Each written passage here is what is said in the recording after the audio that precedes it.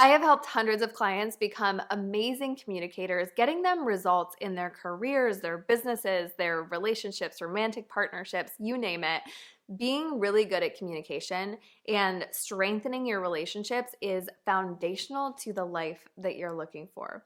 And today I'm going to teach you 5 simple tips that you can implement that will help you to get what you want more often out of conversations without sacrificing your relationships. In fact, making them better through it. Have you subscribed yet? This would be a great time for you to do that. Subscribe, hit the bell. I have so much to share with you around calm, confidence, and communication, and that is the best way for you to be the first in the know. What I want to know from you is what's one situation that you would like to feel more confident in, be more persuasive in? Let me know in the comments below. Tip number 1 is to know your purpose. Why are you having this conversation? What do you want to get out of it? This sounds so simple, but most of us aren't intentionally thinking about this, and it really undermines us getting what we want in conversations. So let's say, for example, you could have an agenda or a desire for a behavior change from another person, or you could simply want to get some things off your chest. You want to be heard. You want them to know how you're feeling about something. Or there may be multiple agendas that are happening. It's good for you to tune in and just simply know, what am I wanting out of this? Why am I feeling called to have this conversation?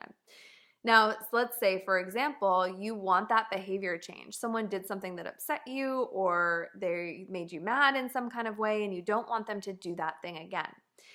And maybe you also want to get your emotions out. Now, what ends up happening is when we have strong emotions, we might charge right in there, tell them everything they did wrong, how they disappointed you, made you upset, you're mad at them, and that might make the other person shut down, feel defensive. When they feel defensive, they're not going to be in a place where they're really able to receive our feedback around what we would like different from them. So in that case, what can be really helpful is for you to realize, oh, okay, my number 1 priority is for them to change this behavior.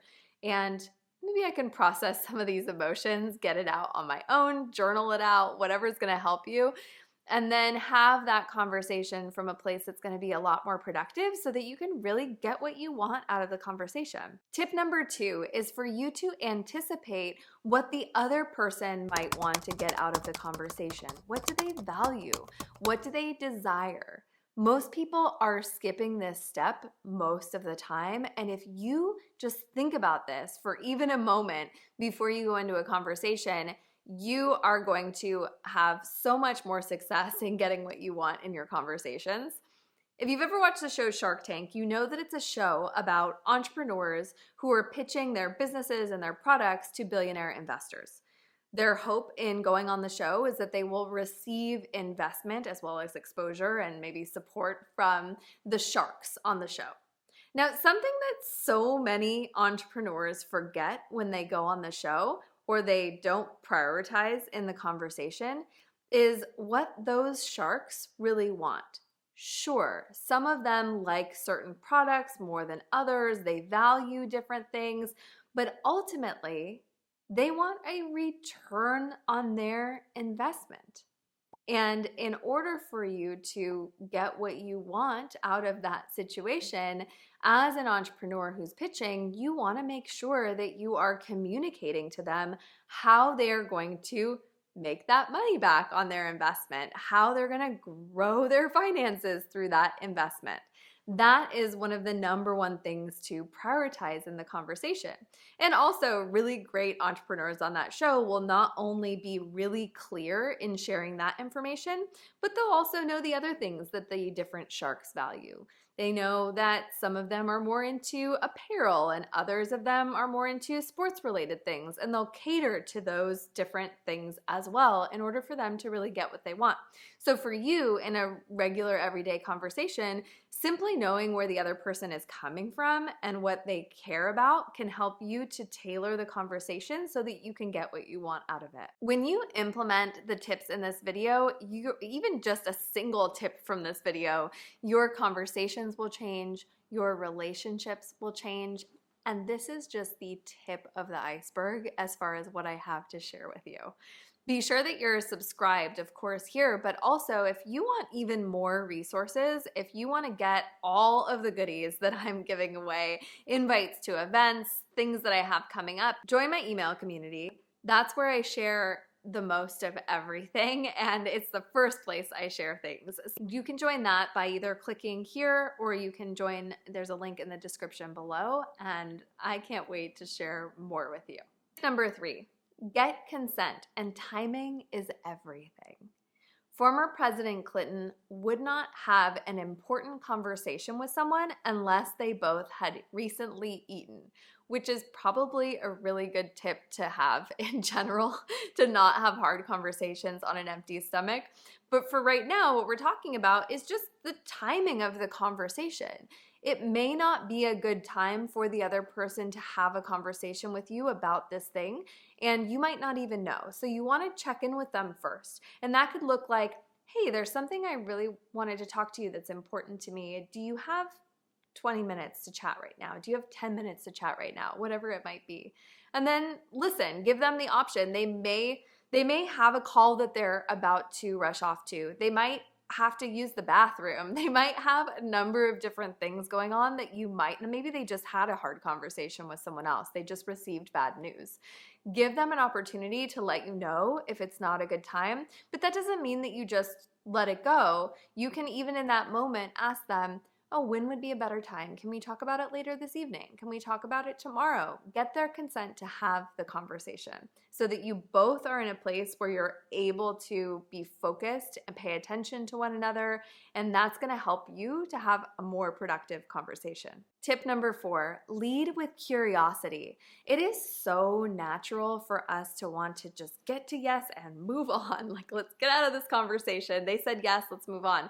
Here's the problem. What ends up happening is we might get someone to agree with something in the moment, but then later on, they don't follow through. We don't see the results that we want to see.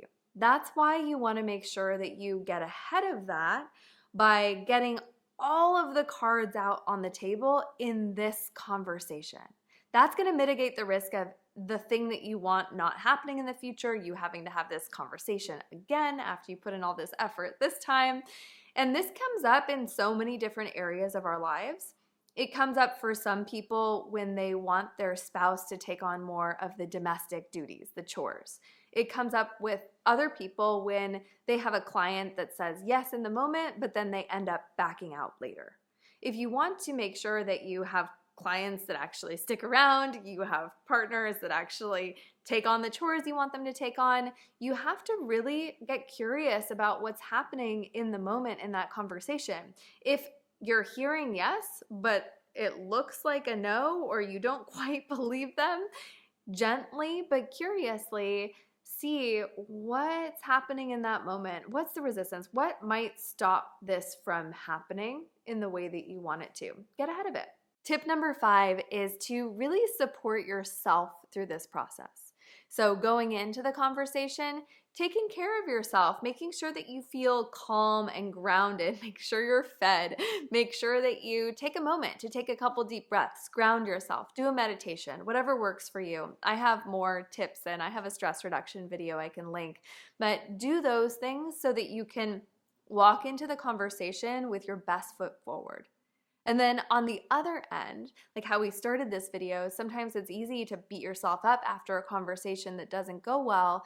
Really give yourself a little bit of extra space in this process of trying something new, and really acknowledge yourself for being courageous, for trying to shift this in your life. You being kind to yourself will actually help you to make the changes you want to make more easily and more quickly. Let me know what your favorite tip was in the comments below, and thanks for showing up for yourself. Thank you for being courageous, for trying out new things. The world benefits, and it is such a joy that I get to be a part of this process with you.